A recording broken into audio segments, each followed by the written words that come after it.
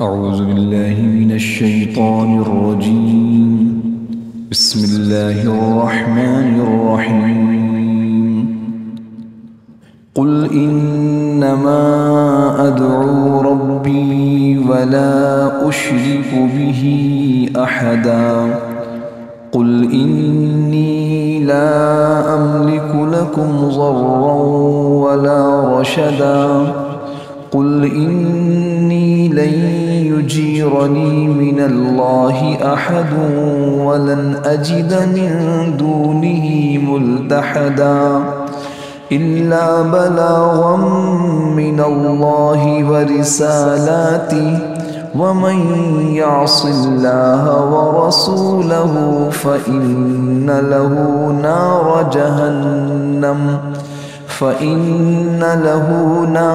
جهنم خالدين فيها أبدا حتى إذا رأوا ما يوعدون فسيعلمون من أضعف ناصرا وأقل عددا. قل إن أدري أقريب ما توعدون أم يجعل له ربي أمدا. عالم الغيب فلا يظهر على غيبه أحدا إلا من ارتضى من رسول فإنه يسلك من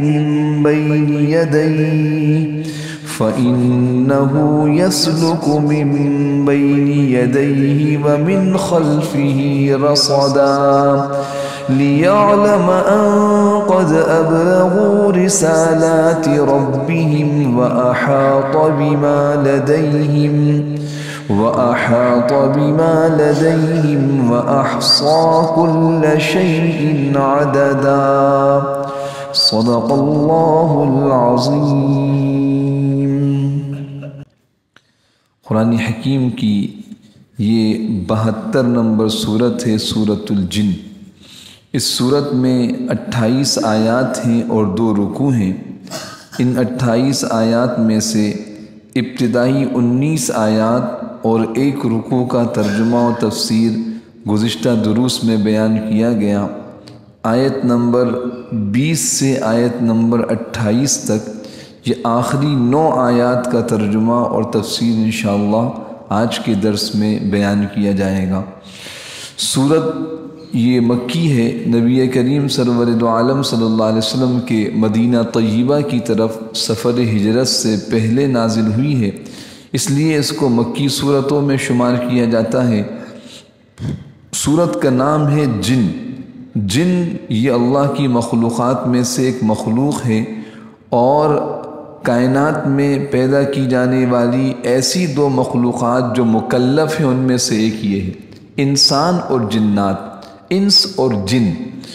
تو ان کے بارے میں تفصیل سے گزشتہ دروس میں آ چکا ہے. اللہ رب العالمین نے اس صورت میں خاص طور پہ ان کا ذکر فرمایا. نام اس صورت کا سورۃ الجن ہے کہ جنات کی ایمان لانے کا ذکر ہے.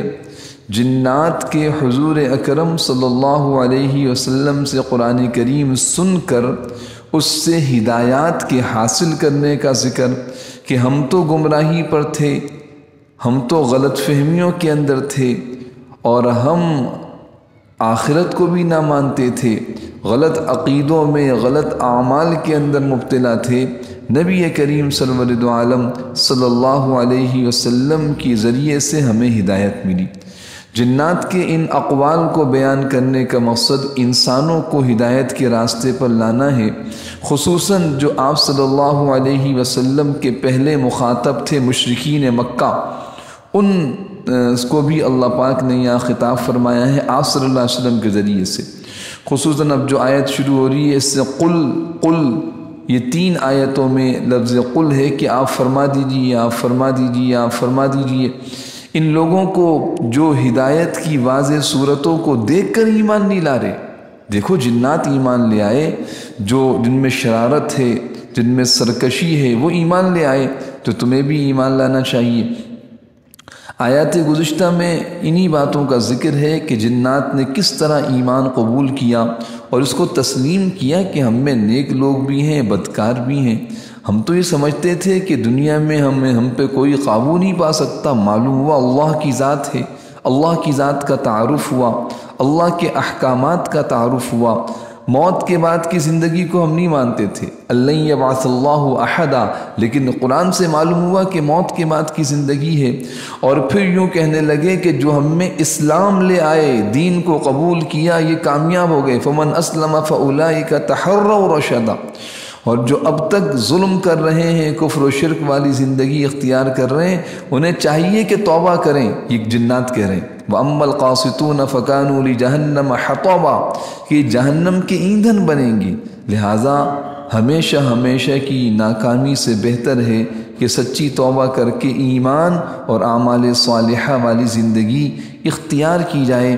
اللہ پاک نے گزشتہ آیت میں ارشاد فرمایا وَمَن يُعْرِضْ عَن ذِكْرِ رَبِّهِ يَسْلُكْهُ عَذَابًا صَعَدًا، جو اللہ کی یاد سے اعراض کرے گا، یعنی اللہ کے احکامات سے، اللہ کی عبادت و اطاعت سے منہ موڑے گا، عذاب ہوگا، سخت عذاب کے اندر مبتلا کیا جائے گا۔ ہدایت کا مقام کیا ہے؟ ہدایت کا مرکز فرمایا وَأَنَّ الْمَسَاجِدَ لِلَّهِ، یہ مسجدیں اللہ کی ہیں، یہ سارے سجدے اللہ کے لیے ہیں، لہٰذا آؤ مسجد میں اور اللہ کی عبادت و اطاعت کے ذریعے سے اپنی دنیا و آخرت سنوار لو۔ وَأَنَّهُ لَمَّا قَامَ عَبْدُ اللَّهِ، یہ آیت نمبر 19 ہے، جو آخری آیت تھی گزشتہ درس کی، کہ نبی کریم سرور دو عالم صلی اللہ علیہ وسلم جب کھڑے ہوتے ہیں، اللہ کی عبادت کرتے ہیں، تو یہ مشرکین آپ پر حملے کے لیے دوڑتے ہیں۔ ان کو چاہیے کہ ہدایت کے راستے کو اختیار کریں۔ امام الانبیاء سرور کونین صلی اللہ علیہ وسلم ان کے درمیان موجود ہیں، اور یہ کیسے لوگ ہیں کہ آپ پر ایمان نہیں لاتے اور آپ اپنے کفر و شرک پر ڈٹے ہوئے ہیں؟ بس یہاں سے اب ہدایت کی باتیں، کیونکہ قرآن کتاب ہدایت ہے اور یہ ہر ایک کو ایمان اور اعمال صالحہ کا راستہ دکھاتا ہے۔ تو آیت نمبر 20 میں اللہ پاک نے حضور اکرم صلی اللہ علیہ وسلم کو خطاب فرما کے فرمایا قل، آپ فرما دیجئے انما ادعو ربی ولا اشرک بہ احدا، یعنی بنیاد توحید ہے، صحیح بنیاد، ہر نیک عمل کی بنیاد توحید، جس سے نیک عمل کی قیمت بنتی ہے، اور انسان کی بگاڑ اور فساد کی بنیاد شرک ہے۔ جب وہ اللہ کو نہ مانے، اللہ کو نہ پہچانے، پھر تو حیوانوں والی زندگی گزارے، جس طرح چاہے زندگی گزارے۔ تو اس آیت میں شرک کی ممانعت، شرک سے بیزاری اور توحید کا اعلان اور اس کی دعوت ہے۔ دیکھیے اللہ پاک فرماتے ہیں قل، اے میرے پیارے پیغمبر صلی اللہ علیہ وسلم، آپ فرما دیجئے، کہہ دو انما ادعو ربی ولا اشرک بہ احدا، میں تو صرف اپنے پروردگار کی عبادت کرتا ہوں اور اس کے ساتھ کوئی شریک نہیں مانتا۔ کوئی مخلوق کتنی بڑی کیوں نہ ہو، اللہ کے ساتھ شریک نہیں۔ فرشتے اللہ کے ساتھ شریک نہیں ہیں، انبیاء اولیاء اللہ کے ساتھ شریک نہیں ہیں، بڑی بڑی طاقتیں وہ آسمانی ہو زمینی ہو، اللہ وحدہ لا شریک لہ ولا اشرک بہ، اور میں نہیں شرک کرتا اس کے ساتھ احدا، کسی ایک کو مانتا ہی نہیں۔ وہ اکیلا وحدہ لا شریک لہ ہے، اپنی ذات میں بھی، اپنی صفات میں بھی، اپنے کمالات میں بھی، اپنے اختیارات میں بھی، اکیلا اختیار میں، کوئی اس کے ساتھ شریک نہیں ہے، جو چاہتا ہے کر گزر، کوئی اس سے پوچھنے والا نہیں۔ دیکھیے قوم سمود پہ عذاب کا ذکر فرمایا اللہ پاک نے، یہ اللہ کے اختیارات کو سمجھیے۔ قوم سمود پر انہوں نے وہ صالح علیہ السلام کی بات کو نہ مانا اور اس اونٹنی کو قتل کر دیا جو اللہ کی خاص نشانی تھی۔ اللہ تعالیٰ نے اس کا کئی جگہ پہ ذکر فرمایا۔ سورہ شمس میں جو 30ویں پارے میں ہے اس کا ذکر فرمایا کذبت ثمود بطغواہا، یہ یہاں سے آخر میں فرمایا کہ ہم نے ان کی بستی کو اٹھایا فدمدم علیہم ربہم بذنبہم فسواہا، ان کی بستی کو نیست و نابود کر دیا۔ پھر آخر میں فرمایا ولا یخاف عقباہا، یہ جو لفظ ہے یہ آخری آیت، اس کو سمجھیے۔ فرماتے ہیں اللہ پاک ولا یخاف عقباہا، پوری قوم پوری بستی کو تباہ و برباد کر کے وہ ایسی با اختیار ذات ہے، وہ ڈرتی نہیں ہے، لا یخاف، کوئی خوف نہیں، عقباہا اس کے انجام کا، کہ آج میں نے پوری ایک قوم، پوری بستی، پوری ایک ملک کو ہلاک کر دیا تو ایسا نہ ہو دیگر ممالک والے میری بغاوت کر دیں جیسے دنیا کی حکومتوں میں ہوتا ہے، ایسا نہیں۔ ولا یخاف، اس سے کوئی فکر ہی نہیں، کوئی اس کا مقابلہ کر ہی نہیں سکتا، کسی کے پاس اختیاری کچھ نہیں۔ یہ چھوٹے چھوٹے اختیارات، یہ وزیر صاحب ہیں، صدر صاحب ہیں، دنیا کی سپر پاور طاقت، یہ 2 ارب 1.5 ارب انسان رہتے ہیں، ان کا صدر وزیر ہے۔ ولا یخاف عقباہا، تو دیکھیے ولا اشرک بہ احدا، فرماتے ہیں کہ آپ حضور اکرم صلی اللہ علیہ وسلم کی زبانی فرمایا، آپ کہہ دیجئے میں صرف اپنے پروردگار کی عبادت کرتا ہوں، اس کے ساتھ کوئی شریک نہیں مانتا۔ لفظی ترجمہ دیکھیے، قل، آپ فرما دیجئے انما ادعو ربی، انما یہ صرف تاکید کے لیے، حصر کے لیے، کہ صرف ادعو ربی، میں اپنے رب کو پکارتا ہوں، اپنے رب کی عبادت کرتا ہوں۔ ولا اشرک بہ، لا اشرک، نہیں شریک مانتا، نہیں شریک ٹھہراتا، بہ اس ایک ذات کے ساتھ، احدہ کسی ایک کو، کوئی بھی اس کے ساتھ شریک نہیں۔ تو یہ بنیاد ہے توحید۔ قل انی لا املک لکم ضرا ولا رشدا، جب یہ مشرکین نہیں مانتے تھے تو ان کو پھر عذاب کی وعید سنائی جاتی تھی، تو کہتے تھے لے آؤ عذاب، متی ھذا الوعد ان کنتم صادقین، لے آئیں آپ اس عذاب کو اگر آپ سچے ہیں، کہتے ہیں عذاب آئے گا جہنم میں، لے آئیں اس کو۔ تو یہاں جواب دیا جا رہا ہے کہ میں مالک نہیں ہوں، آپ کہہ دیجئے میں تمہارا نقصان میرے اختیار میں ہے، نہ کوئی بھلائی۔ قل، آپ فرما دیجئے انی لا املک، بے شک یقیناً میں مالک نہیں ہوں، میرے اختیار میں نہیں ہے، لکم تمہیں، ضرن کوئی نقصان پہنچانا، ولا رشدہ اور نہیں ہدایت و بھلائی۔ میرا کام راستہ بتانا ہے، میرا کام ہدایت کے راستے کو دکھانا ہے، نقصان کے راستے کو بتانا، اس سے بچانے کی کوئی، میں مالک نہیں ہوں کہ تم پر عذاب ابھی اتار دوں یا تمہیں اپنی طاقت سے ہدایت دے دوں، میں اس کا مالک نہیں۔ تو معلوم ہوا کہ انبیاء علیہ السلام اور ان کے نائبین وہ ہدایت کا راستہ دکھاتے ہیں، وہ گمراہی کے راستے سے بچانے کی کوشش کرتے ہیں۔ ہدایت دینا ان کے اختیار میں نہیں، کسی پر عذاب نازل کرنا ان کے اختیار میں نہیں ہے۔ جب انبیاء کی اختیار میں اور امام الانبیاء سرور کونین صلی اللہ علیہ وسلم کی اختیار میں نہیں، تو کیسا برا عقیدہ رکھتے ہیں بعض لوگ کہ فلاں اولیاء اللہ ایسے ہیں، فلاں اللہ کے بزرگ وہ ایسا عذاب نازل کر دیتے ہیں اور وہ ایسی پکڑ کرتے ہیں اور ان کے پاس یہ اختیارات ہیں۔ تو یاد رکھیے اختیارات صرف اللہ کے پاس ہیں۔ اللہ کے پیارے پیغمبر حضرات انبیاء علیہ السلام وہ انسانوں کو ہدایت کا راستہ دکھاتے ہیں، کسی بھی انسان کو نہ نقصان پہنچا سکتے ہیں نہ نفع۔ تو یہاں بھی رسالت کے ساتھ ساتھ اسی توحید کا تکرار ہے، دوبارہ بیان کیا جا رہا ہے۔ قل، آپ فرما دیجئے انی لا املک لکم، یقیناً میں لا املک مالک نہیں ہوں، مجھے اختیار نہیں ہے، لکم تمہارے لیے، ضرن کوئی نقصان پہنچا دوں، ولا رشدن اور نہ ہی کوئی بھلائی و ہدایت پہ، میں تو راستہ دکھاتا ہوں۔ آیت نمبر 22، قل، آپ فرما دیجئے انی لن یجیرنی من اللہ احد ولن اجد من دونہ ملتحدا۔ بعض مشرکین کہنے لگے ایسا ہے کہ آپ جو ہے وہ کچھ ان احکامات میں جو یہ اتنی سختیاں ہیں اس کو ختم کر دیجئے، یا اس میں کوئی رد و بدل کر دیجئے تاکہ ہمارے لیے عمل کرنا آسان ہو۔ تو فرمایا کہ آپ کہہ دیجئے انی لن یجیرنی من اللہ احد، مجھے اللہ سے نہ کوئی بچا سکتا ہے اور نہ میں اسے چھوڑ کر کوئی پناہ کی جگہ پا سکتا ہوں۔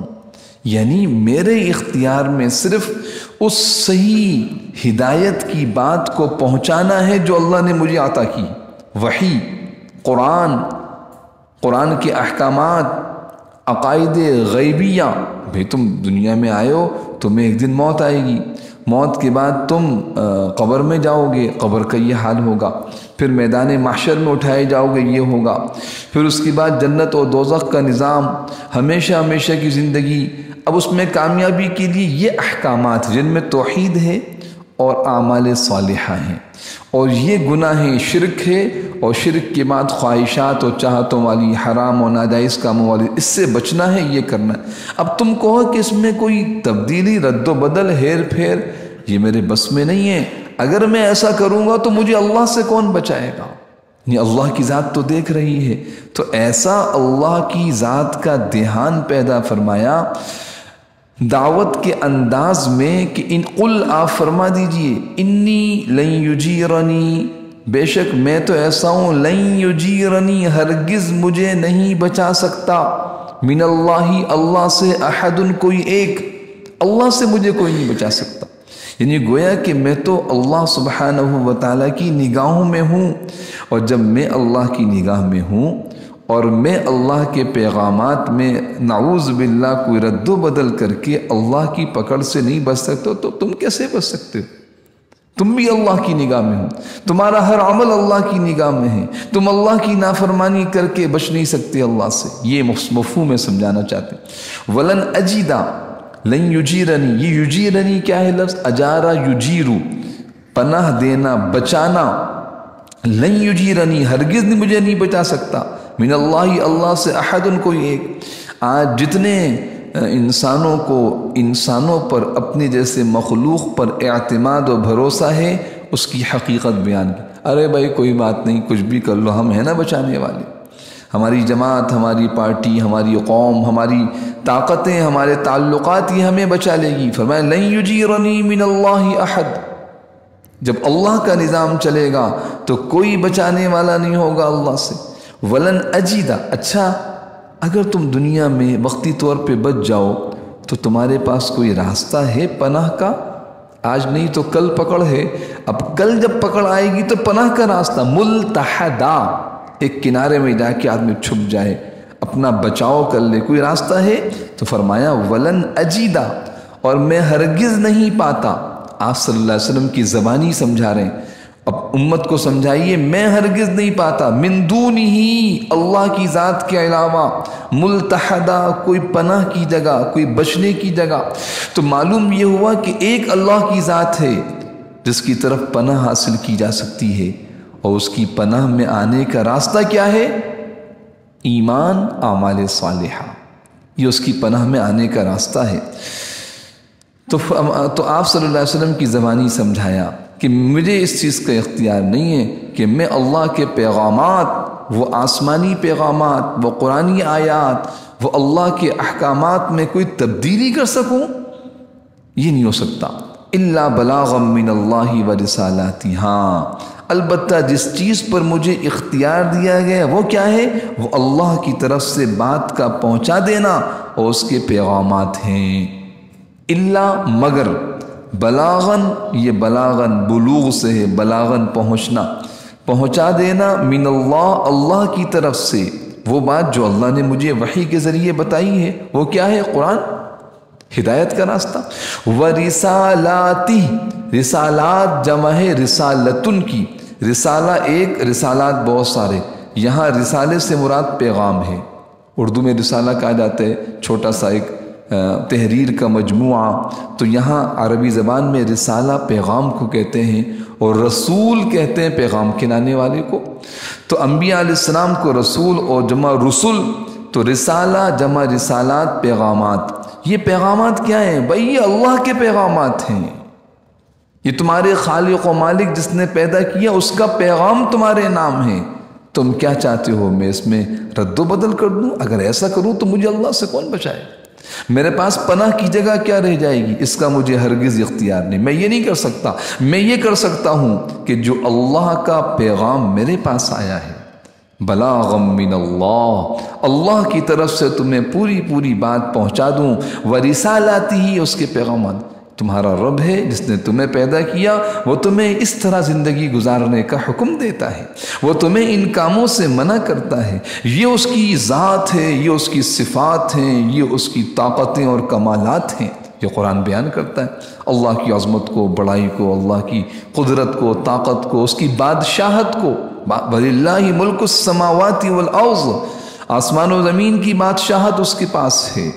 تو یہ بات میرے اختیار میں، بلاغ من اللہ، اللہ کی طرف سے بات کا پہنچانا، ورسالاتہ، اس کے پیغامات کا پہنچانا، یہ میرے بس میں ہے۔ بس یہاں تک بات ہوئی کہ میں اللہ کی عبادت کرتا ہوں، شرک نہیں کرتا، میں تمہارے نفع نقصان کا مالک نہیں ہوں، میں تمہیں اس پیغامات میں کوئی رد و بدل نہیں کر سکتا، میں تو صرف پیغام پہنچانے والا، اس بات کو پہنچانے والا ہوں۔ میں نے بات پہنچا دی، اب سنیے۔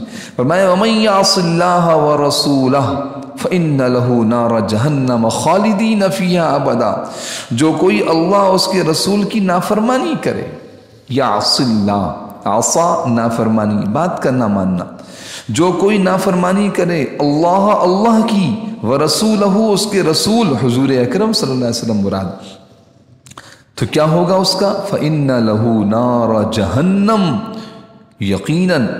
یقیناً بلا شبہ، کوئی شک نہیں اس میں، لہو ایسے شخص کے لیے جو اللہ رسول کا نافرمان ہے، نار جہنم، جہنم کی آگ ہے، خالدین فیہا، رہیں گے اس میں ہمیشہ، ابداً، ہمیشہ ہمیشہ۔ خالدین کا ترجمہ بھی ہمیشہ سے، لیکن ابداً اس کی تاکید ہے، خالدین فیہا، اس میں ہمیشہ رہیں گے، ابداً ہمیشہ ہمیشہ رہیں گے۔ ہاں، کفر اور شرک اتنی بدترین چیز ہے، اتنے نقصان کا سودا ہے۔ آپ قرآن کریم کی بعض آیات دیکھیں تو بڑا عجیب انداز سے اللہ پاک سے، فما ربحت تجارتهم وما كانوا مهتدين، اوہو، جنہوں نے کفر اختیار کر لیا، اولئک الذین اشتروا الضلالة بالہدى، یہ سورہ بقرہ کا دوسرا رکوع ہے، بالکل ابتدائے قرآن۔ ارے یہ لوگ ہیں جنہوں نے گمراہی کو خرید لیا ہدایت کے بدلے میں۔ اوہو، چند روزہ زندگی میں عیش و عشرت، کھانا پینا، شراب و کباب، کوئی نہیں سوچا کہ پیدا کرنے والے نے منع کیا خنزیر مت کھاؤ، پیدا کرنے والے نے منع کیا بے حیائی مت کرو، پیدا کرنے والے نے منع کیا شرک نہ کرو، کچھ نہیں۔ اولئک الذین، انہوں نے کہا دنیا کی زندگی مزے سے گزارو، ہدایت کے بدلے میں گمراہی کو خریدا، بظاہر چند روزہ عیش و عشرت کی زندگی کو اختیار کیا، ہمیشہ ہمیشہ کے عذابات پر۔ تو قرآن کیا کہتا ہے؟ فما ربحت تجارتهم وما كانوا مهتدين، ارے بڑے نقصان کی تجارت کر لی انہوں نے، نقصان کی ربحت تجارتهم، اپنی تجارت میں نقصان اٹھا لیا، خسارہ ہو گیا ان کو۔ تو یہاں بھی اللہ پاک فرماتے ہیں کتنا بڑا خسارہ کیا کہ ذرا سی چند روزہ لذتوں اور مزوں کے لیے انہوں نے ہمیشہ ہمیشہ کی جہنم کا سودا کر لیا۔ تو سن لو، وَمَن يَعْصِ اللَّهَ وَرَسُولَهُ، جو اللہ اس کے رسول کی نافرمانی کرے۔ اب بالکل میرے محترم دوستوں، پوری زندگی میں اس کو پرکھنا چاہیے کہ اللہ اس کے رسول کی نافرمانی کن کن چیزوں میں ہے۔ دو بنیادی چیزیں، عقائد اور اعمال۔ عقائد اور عقائد بھی وہ ہوں جو اللہ اس کے رسول کی اطاعت والے ہوں، اس کی خوشنودی والے، اعمال بھی وہ ہونے چاہیے۔ حضور اکرم صلی اللہ علیہ وسلم کی پاکیزہ زندگی اس کے لیے معیار ہے۔ تو جو نافرمانی کر کے منچاہی زندگی گزاریں گے، نار جہنم خالدین فیہا ابدا، ہاں چند روز کے لیے نہیں، ہمیشہ ہمیشہ کے لیے جہنم میں رہیں گے، ہمیشہ ہمیشہ۔ یہ کتنا ہے ہمیشہ ہمیشہ؟ اس ہمیشہ ہمیشہ کو خالدین فیہا ابدا، کیونکہ دو مرتبہ تاکیدی لفظ آیا ہے تو تھوڑا سا اس پہ غور کر لیجئے کہ یہ ہمیشہ ہمیشہ کتنا ہے۔ امام غزالی رحمۃ اللہ علیہ کی طرف ایک بات منسوب کی جاتی ہے، بڑے امام گزرے ہیں، فرماتے ہیں کہ آخرت کی زندگی کو سمجھنے کے لیے کہ موت کے بعد جو زندگی ہوگی، جب فیصلہ ہوگا کہ بھئی یہ لوگ جنت میں جائیں گے، ہم فیہا خالدون، ہمیشہ خالدین فیہا ابدا، جو الفاظ یہ آئے، یہ جہنم میں جائیں گے ہمیشہ ہمیشہ یہ ہمیشہ ہمیشہ کیا ہے؟ آج آدمی سوچتا ہے 100 سال 200 سال، اس سے آگے ہماری سوچ ہی کوئی نہیں، اس سے آگے ہماری سوچ ہے نہیں، اس لیے کہ انسان کی عمر اس سے آگے نہیں، بہت سے بہت، کہیں ہو گیا تو کوئی آپ کو 150 سال کا آدمی مل جائے دنیا میں، 100 سال سے اوپر کوئی جاتا ہی نہیں۔ تو وہ ہمیشہ ہمیشہ کیا ہے؟ امام غزالی رحمۃ اللہ علیہ فرماتے ہیں آخرت کی زندگی کو سمجھنا ہو تو یوں سمجھو کہ آسمان و زمین کے خلا کو رائی کے دانوں سے بھر دیا جائے۔ مثال آپ نے سنی ہوگی، سننا کافی نہیں ہے بلکہ اس پہ غور کرنا ہے، سوچنا ہے، اپنے اوپر پرکھنا ہے کہ میں آج دنیا کی 30 40 سال 50 سال کی زندگی میں ہمیشہ ہمیشہ کی زندگی کا سودا کس طرح کر رہا ہوں؟ وہ ہمیشہ ہمیشہ کی زندگی کیا ہے؟ ہمیشہ ہمیشہ کہہ دیا، اصل میں یہ لفظ آیا خالدین فیہا ابدا۔ میں چاہتا ہوں اس کی کچھ وضاحت اللہ پاک ہم سب کے دلوں، میرے بھی دل میں اتار دے، آپ کے دل میں بھی، اور آگے آپ اس کا مذاکرہ کریں۔ ہاں آج بڑی غفلت میں ہم سب پڑے ہوئے، ہم سب پڑے ہوئے غفلت میں۔ خالدین فیہا ابدا، ہمیشہ ہمیشہ رہیں گے جہنم میں، ہمیشہ ہمیشہ، اور جو جنت میں رہے گا وہ ہمیشہ ہمیشہ رہے گا جنت میں۔ یہی لفظ خالدین فیہا ابدا جنت والوں کے لیے بھی ذکر کیا ہے، سورہ بینہ میں دیکھیں، جزاؤہم عند ربہم جنات عدن تجری من تحتہ الانہار خالدین فیہا ابدا رضی اللہ عنہم ورضوا عنہ۔ یہی الفاظ جنت والوں کے لیے بھی استعمال ہوئے ہیں قرآن کریم میں۔ تو وہ ہمیشہ ہمیشہ کیا ہے؟ فرماتے ہیں آسمان و زمین کے خلا کو، میں دوبارہ دہراتا ہوں، کیا فرمائے امام غزالی رحمۃ اللہ علیہ نے؟ آسمان و زمین کے خلا کو، اس مسجد کے ہال کو نہیں، اس میدان کو نہیں، اس علاقے کو نہیں، بلکہ آسمان و زمین کے خلا کو، پوری کائنات، ساری روئے زمین، زمین سے لے کے آسمان تک رائی کے دانوں سے بھر دیا جائے، اور 1000 سال گزر جائے اور ایک پرندہ آئے ایک دانہ لے کے جائے، بس پھر 1000 سال گزرے پھر ایک دانہ، پھر 1000 سال گزرے پھر ایک دانہ، پھر 1000 سال گزرے پھر ایک دانہ۔ فرماتے ہیں دانے ختم ہو جائیں گے، آخرت کی زندگی ختم نہیں ہوگی۔ یہ ہے خالدین فیہا ابدا۔ سوچئے خالی اس ہال کو اگر رائی کی دانوں سے چھت تک بھر دیا جائے، چھت تک، زمین سے چھت تک، وہ فرماتے ہیں زمین سے آسمان تک 7 بر اعظم رائی کی دانوں سے بھرے ہوئے ہیں، اور 1000 سال بعد پرندہ آ کے ایک دانہ لے کے جا رہا ہے۔ فرماتے ہیں دانے ختم ہو جائیں گے، آخرت کی زندگی ختم نہیں ہوگی۔ یہ ہے خالدین فیہا ابدا۔ اللہ پاک ہمارے دلوں میں اس کی حقیقت کو اتار دے۔ چند روزہ لذتوں کے لیے تھوڑی سی راحت، ہمت نہیں تھی اٹھنے کی، فجر کی نماز میں نہیں آئے، بس کیا کریں جی، مصروفیت تھی دفتر میں، اٹھ نہیں سکا، کیا کریں؟ آپ کو پتہ ہے مہنگائی اتنی ہو گئی، اوپر کی آمدنی کے بغیر کام نہیں چلتا۔ اور صاحب کس زمانے کی بات کر رہے ہیں آپ؟ جھوٹ کے بغیر تجارت نہیں چلتی، سچ بول کے کام چلتا۔ اس ذرا سے فائدے کے لیے ہمیشہ ہمیشہ کی زندگی کا سودا کر رہے ہیں، کتنے خسارے میں پڑے ہوئے ہم لوگ۔ تو میرے محترم دوستوں، یہ لفظ آپ حضرات سب سن رہے ہیں، یہ قرآن میں بار بار آتا ہے، ایک بار نہیں آتا۔ ہاں کتاب ایسی ہے، پیغام ایسا ہے یہ اللہ کا، اگر توجہ کریں تو انسان کو ہدایت کی شاہراہوں پہ کھڑا کر دے، اور اگر توجہ نہ کریں تو گمراہی کے اندھیرے کنووں کے اندر انسان بھٹک رہا ہے۔ آج انسانیت بھٹک رہی ہے، قرآن سامنے نہیں۔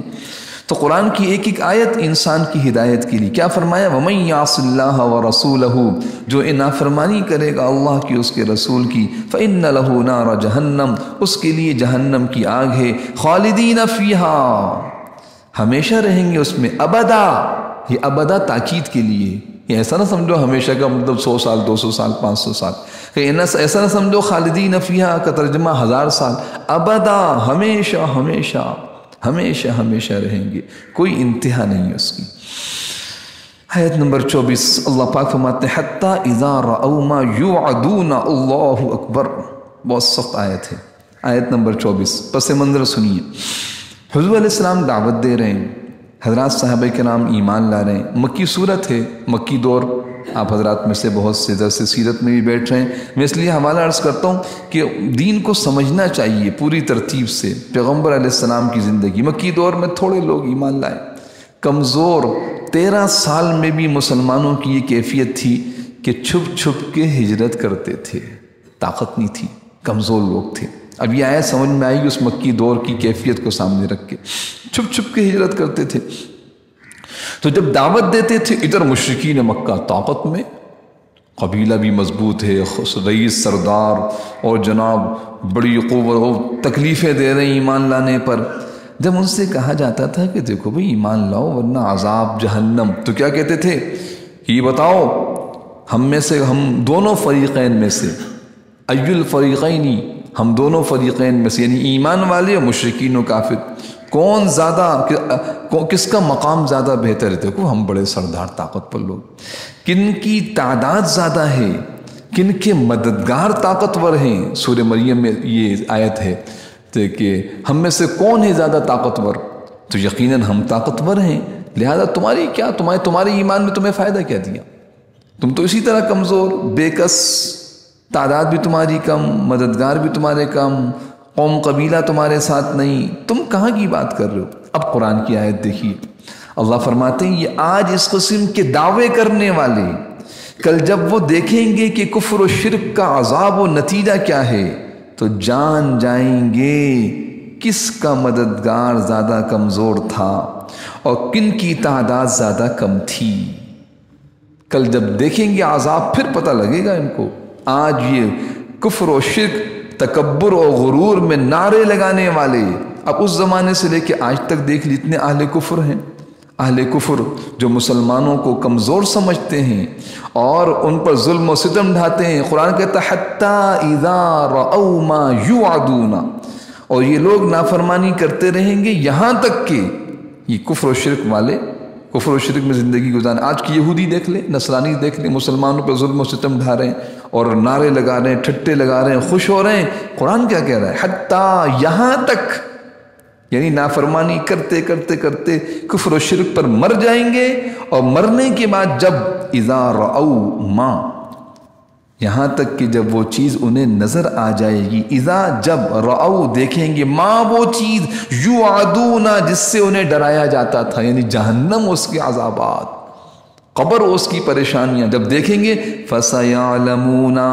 تو اس وقت وہ جان جائیں گے، من اضعف کون ہے زیادہ کمزور، ضعیف، ناصراً مدد کے اعتبار سے کس کے مددگار کمزور ہیں، وہ اقلو اور کون ہے کم تر، عدد کے اعتبار سے کس کے مددگار کمزور ہیں اور کون تعداد میں کم ہے، یہ پتہ لگ جائے گا۔ آج کہہ رہے ہیں ہماری تعداد زیادہ، ہم طاقت والے، اور یہ مسلمان کمزور، توڑ کے رکھ دیا ان کو، ٹکڑوں ٹکڑوں میں بانٹ دیا۔ یہ کیا حیثیت ہے؟ کل جب یہ کفر و شرک پر مرنے والے عذاب اس کے سلسلے کو دیکھ، کوئی مدد کرنے والا نہیں ہوگا، کوئی بچانے والا نہیں ہوگا۔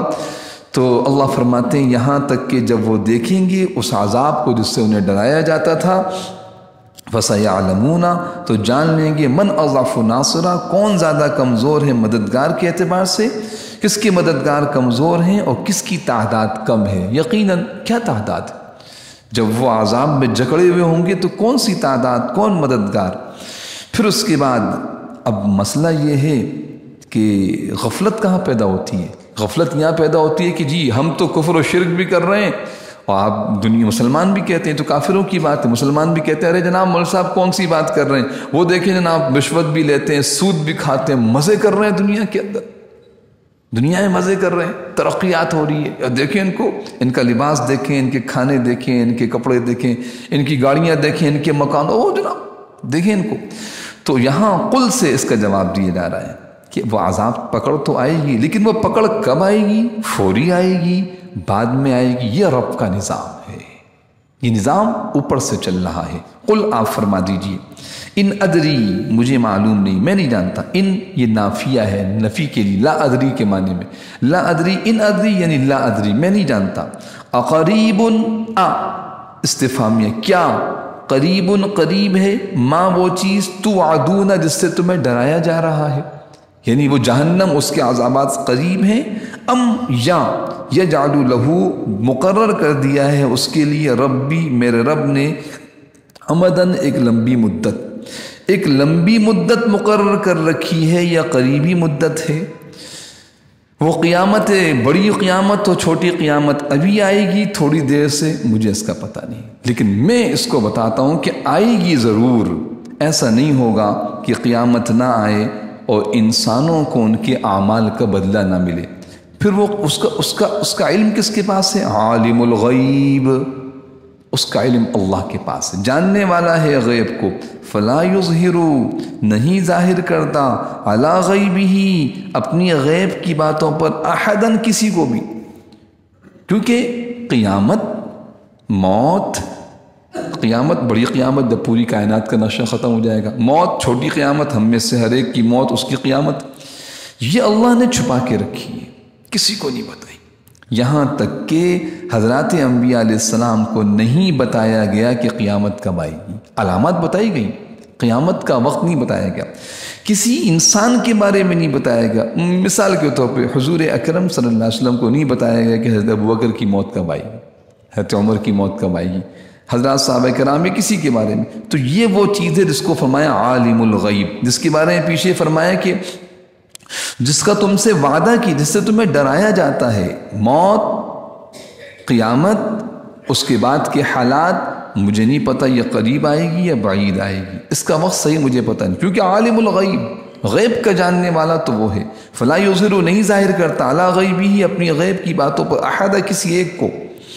ہاں کچھ باتیں ایسی ہیں جو انسانوں کی ہدایت کے لیے ضروری ہیں تو وہ اپنے رسولوں کو بتاتا ہے، جس کو کہا جاتا ہے انباء الغیب، غیب کی خبریں۔ یہاں اب دو چیزیں سمجھ لیجئے، ایک ہے غیب کا علم اور ایک ہے غیب کی خبر۔ غیب کا علم جو کچھ کائنات میں ہوا، ہو رہا ہے، ہوگا، یہ صرف اللہ کو پتہ ہے، اس کا علم اللہ کے علاوہ کسی کو نہیں۔ اب اس میں سے کچھ چیزیں انسانوں کی ہدایت کے لیے ضروری تھی، اب تو وہ اللہ پاک نے حضرات انبیاء علیہ السلام کو بتائیں۔ اس کی ایک مثال سمجھ لیجئے، جنت اور اس کی نعمتیں، جہنم اور اس کے عذابات، قبر اور اس کے حالات، یہ سب چھپے میں، غیب میں، انسانوں سے پوشیدہ ہیں۔ غیب اسے کہتے ہیں جو ہم سے پوشیدہ ہو، ہمارے سامنے، ہم سے غائب ہو۔ یہ اللہ تعالیٰ نے حضرات انبیاء علیہ السلام کو بتائے، تو یہ غیب کا علم نہ رہا بلکہ غیب کی خبریں ہو گئیں۔ تو انباء الغیب یہ اللہ نے پیغمبروں کو بتائے ہیں انسانوں کی ہدایت کی، جتنا جتنا ضروری تھا، لیکن علم غیب صرف اللہ کے پاس ہے۔ دیکھیے اس کو بیان فرماتے ہیں، عالم الغیب، غیب کا جاننے والا، فلا یظہر، ظاہر نہیں کرتا، علی غیبہ، اپنی غیب کی باتوں پر، اپنے بھید پر، احدا، کسی کو نہیں، الا من ارتضی من رسول، مگر سوائے کسی پیغمبر کے جسے اس نے اس کام کے لیے پسند فرما لیا ہو۔ الا، مگر، من، وہ، ارتضی، جس کو اس نے چن لیا، پسند کر، من رسول، پیغمبروں میں سے، ان کو غیب کی خبریں بتاتا ہے اپنے بندوں کی ہدایت کے لیے۔ تو علم اللہ کے پاس، اللہ اس میں سے کچھ خبریں انبیاء علیہ السلام کو بتاتے ہیں، اتنی جتنی انسانوں کی ہدایت کی ضروری ہوتی ہیں۔ میں نے موٹی موٹی مثالیں جنت، دوزخ، قبر، حشر، آخرت کی آپ کو دے دی۔ علامات قیامت حضور نے بیان فرمائی، فَإِنَّهُ يَسْلُكُ مِن بَيْنِ يَدَيْهِ وَمِن خَلْفِهِ رَصَدًا، ایسی صورت میں وہ اس پیغمبر کے آگے اور پیچھے کچھ محافظ لگا دیتا ہے۔ یعنی جب وہ وحی اللہ کی طرف سے آتی ہے انسانوں کی ہدایت کے لیے، تو اس رسول کی حفاظت کے لیے آگے پیچھے فرشتے ہوتے ہیں، خاص وہ حفاظت کرتے ہیں کہ وہ جو غیب کی خبریں اور آسمانی وحی ان کے پاس آ رہی ہے، وہ پیغمبر، وہ فرشتہ بحفاظت اس پیغمبر تک پہنچا دے۔ اس کے لیے فرشتوں کی ایک جماعت، بعض احادیث میں آتا ہے کہ حضور اکرم صلی اللہ علیہ وسلم کے ساتھ 4 فرشتے علاوہ جبریل امین کے اس مقصد کے لیے ہوتے تھے کہ وہ آپ کی حفاظت کریں، اور آپ پر جب وحی نازل ہو اس وحی کو آپ یاد رکھیں اور آگے امت تک پہنچائیں۔ یہ معنی ہے فَإِنَّهُ يَسْلُكُ، ایسی صورت میں وہ رب لگا دیتا ہے، چلا دیتا ہے، مِن بَيْنِ يَدَيْهِ، اس رسول کے آگے، وَمِن خَلْفِهِ، اس کے پیچھے، رَصَدًا، کچھ محافظ، چوکیدار وہ لگا دیتا ہے۔ آخری آیت ہے آج کے درس کی، فرمایا لیعلم، تاکہ اللہ جان لے، ان قد ابلغوا رسالات ربہم، کہ انہوں نے اپنے پروردگار کے پیغامات پہنچا دیے ہیں، وَأَحَاطَ بِمَا لَدَيْهِمْ، اور وہ ان کے سارے حالات کا احاطہ کیے ہوئے ہیں، وَأَحْصَىٰ كُلَّ شَيْءٍ عَدَدًا، اور ہر چیز کی پوری پوری گنتی اللہ نے کر رکھی ہے۔ کون پہنچا دیں؟ یہ دو ہیں، ابلغو کے 2 مصداق ہیں، ایک تو وہ فرشتہ پہنچا دے رسول تک اللہ کے پیغامات کو، اور رسول پہنچا دے اللہ کے بندوں تک۔ یہ نظام ہے، اللہ نے اپنا پیغام یعنی قرآن کی آیتیں، ترتیبات جبریل امین کو دی، جبریل امین لوح محفوظ سے لے کر حضور اکرم صلی اللہ علیہ وسلم تک پہنچاتے تھے، پہلا سلسلہ، پھر رسول اکرم صلی اللہ علیہ وسلم امت تک پہنچاتے تھے۔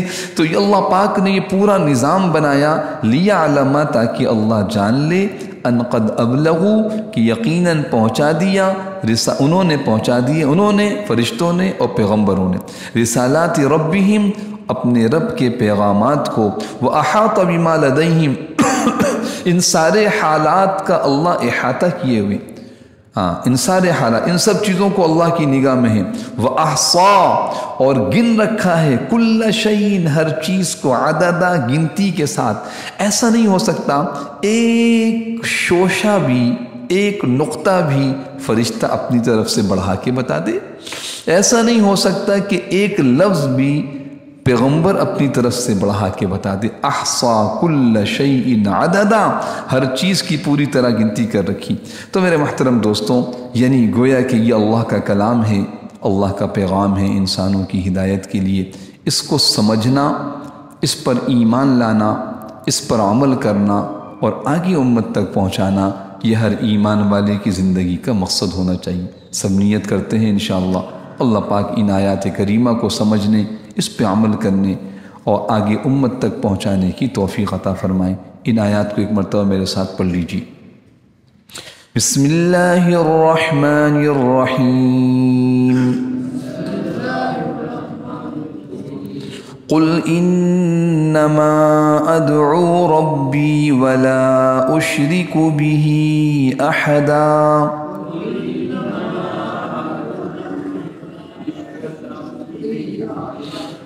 قل انی لا املک لکم ضرا ولا رشدا۔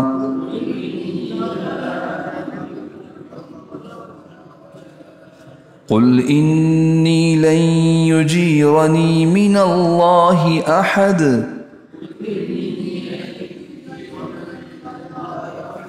ولن اجد من دونہ ملتحدا۔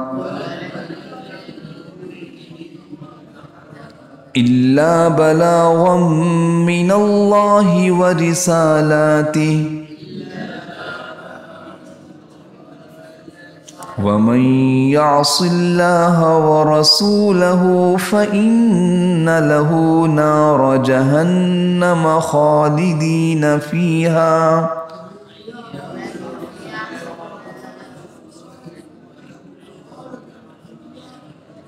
فإن له نار جهنم خالدين فيها أبدا۔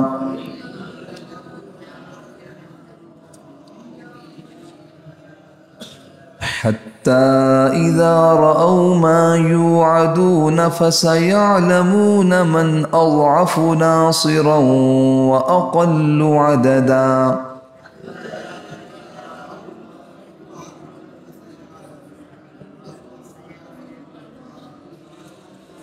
قل إن أدري أقريب ما توعدون أم يجعل له ربي أمدا۔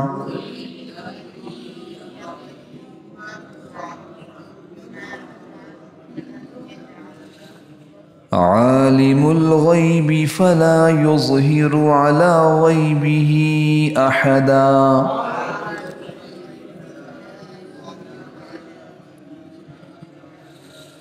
إلا من ارتضى من رسول فإنه يسلك من بين يديه ومن خلفه رصدا۔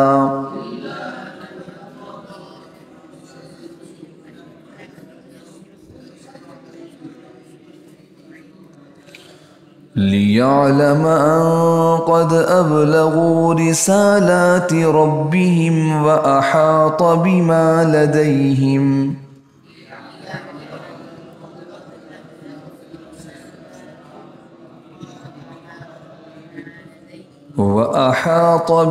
لديهم وأحصى كل شيء عددا۔